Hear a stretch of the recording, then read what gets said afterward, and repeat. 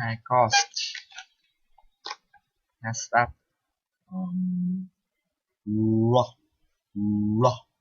rise, road, rich, rain, rose, right, rule, read, ring, rest, nice, race,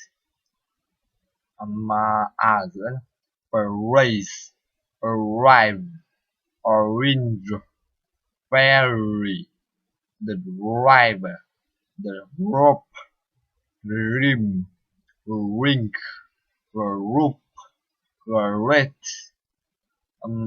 cuối car, far, daughter, here, major, year, cheer, mother, father, theater, theater,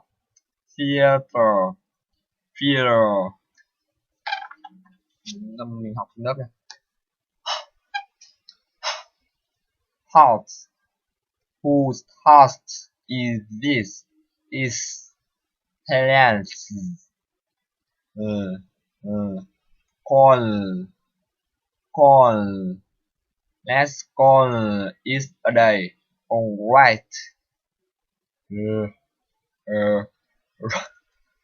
Sorry. All right. Where did you park the car?